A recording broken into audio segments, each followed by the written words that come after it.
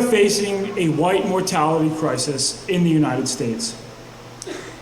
This crisis is designed and delivered by people that hate us. People that look down from above and believe that they are untouchable. But we know that they aren't.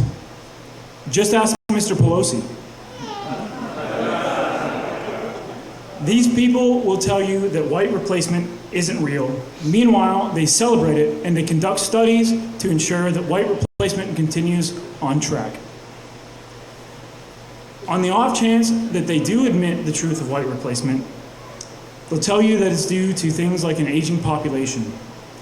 But they'll never tell you why the white population is aging or why there is no replacement from the white community happening. If they will ever talk about white reproduction, it's only in the context that you should be race mixing. So why is the white birth rate so low? Well, one of the primary factors in driving our birth rate down is economic despair. Economic insecurity leads to a bleak outlook on life. After all, if you don't have basic economic security, how could you bring a child into this world? How could you afford to bring a child into this world? And eventually it leads you to asking things like, what's even the point? To these people, I ask that very same question, what is the point? What's the point of anything at all? If that's what you think, if that's how you feel, what's the point? Why are you here? Do we just give up? Do we all drink the happy Kool-Aid and take the long nap? No, we do not. We have a future on this earth. White people have a future where we are in charge of ourselves. I'll tell you, nothing is going to get better until we make it better. These dreadful monsters, these Jews that drive us towards the cliff, they aren't untouchable. They know what white rage looks like. They know what white power looks like.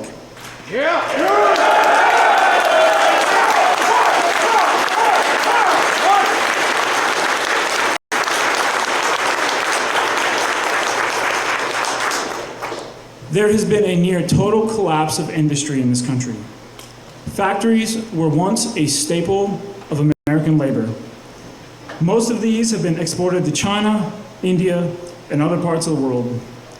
In the rare opportunity that you can find a factory here in America, you're going to compete with robots and brown people from all over the world.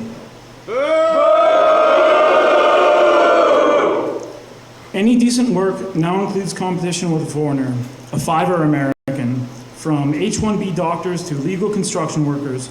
Companies have a cheaper alternative to white. Vulture capitalism is pushing us towards our breaking point. Whites have the second highest rate of suicide behind American Indians. We double the next closest group, multiracial people. The suicide rate in America has risen more than 33% since 2000, with around 50,000 suicides a year. The group with the fastest increasing rate of suicide, white Americans. A recurring conclusion in studies about white mortality is that there's an alarming rise in mortality rates among middle-aged whites. They'll tell you that they know what's happening if you just know where to look. In counties that had an automotive plant closure, the mortality rate increased by 8.6 opioid overdoses per 100,000 individuals.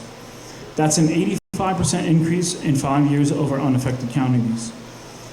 In 2021, white overdose deaths were 3.6 times higher than the next closest group, 53,000 white overdose deaths a year compared to 14,500 black overdoses. So where is this coming from? Well, in the 90s, Purdue Pharma, a company owned by the Jewish Sackler family, launched a massive and aggressive marketing campaign that pushed OxyContin as a primary pain management drug. OxyContin in studies does not show any efficacy in pain management compared to older conventional drugs. This campaign was so sustained and aggressive that the FDA actually had to put out warnings against misleading advertisements and lies.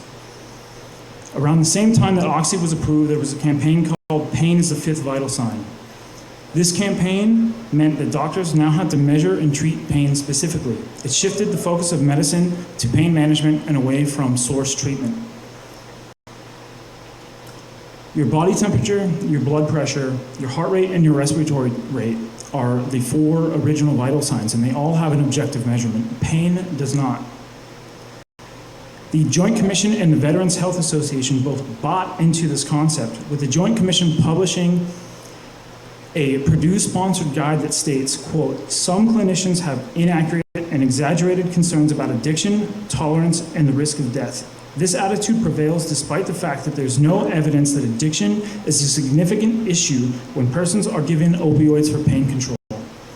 Does that sound right to you? No! Of course not. At this point, the evidence is entirely overwhelming. But opioid prescriptions continue to be written. About 150 million prescriptions are filled every year. The prescription rate has fallen since it peaked in 2012, but opioid overdoses continue to increase. The problem isn't being solved. The people that are responsible aren't being held accountable in any meaningful way. The Jewish Sackler family who owns Purdue were granted immunity in exchange for a $6 billion settlement. Shortly after the settlement, Purdue filed for bankruptcy, they closed, and the Sacklers rebranded as Noah Pharmacy. They've been profiting about $3 billion a year since 2017. Does a one-time payment of $6 billion seem like a fair trade-off? Does it seem like a fair trade-off for over 1 million dead, an uncountable number of lives ruined, generations of people dead, untold amounts of generations ruined, all for $6 billion and the continued profiteering off of the drug responsible? I say the Sacklers should be tried and executed for their crimes.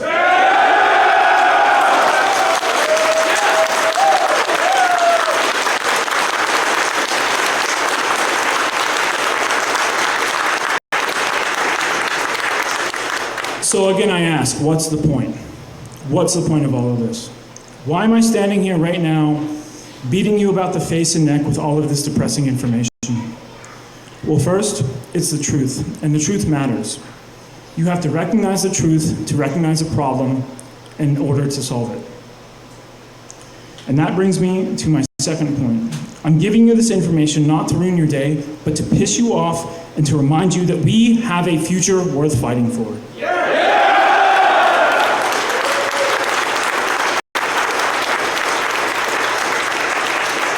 We must end the economic depression that we face.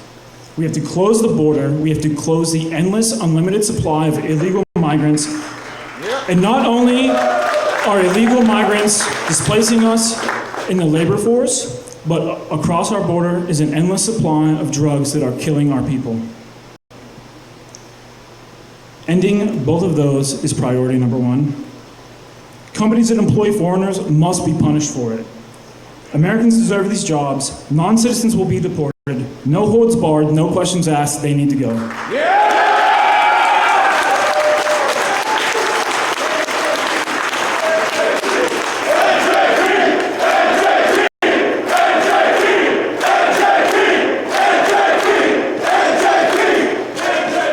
We have to bring manufacturing back. We have to implement civil projects, and we have to establish a federal-run training program that will get unskilled Americans into the jobs that we need to fill in order to run our country ourselves. Along with job programs bringing manufacturing back, we can't forget about our promise to mothers. Mothers fill the most vital role in our society. Mothers are the ones that raise our future, and they deserve a wage for that.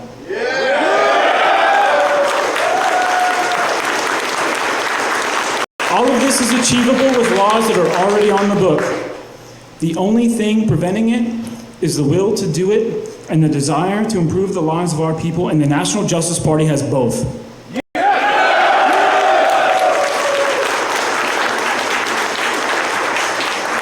Fixing economic despair is only the start. The opioid crisis will persist well into the future unless serious action is taken to stop it. This hasn't happened despite acknowledgement across the board because it is a problem that mostly affects white people. Drug dealers and pill mill doctors alike must be rounded up and shot once they've been found guilty for murder. The evidence is everywhere! Every single person in this room statistically knows somebody who has died from an overdose. And for those struggling with addiction, we have to make real help available to them. Rehab programs as they function today are largely independent, and they are a revolving door of addiction and recovery endlessly until you die. Rehabilitation needs to be an all-inclusive effort, not just some simple counseling and release the way that it is now. We need to reteach life skills to people, we need to give them job training, and we need to give them counseling that they actually need in order to increase recovery rates. This will stimulate our people, it will end the cycle of addiction. The National Justice Party is the only organization in this country willing to name those who are responsible for this crisis, hold them accountable, and secure a future for white people and for white power. Thank you.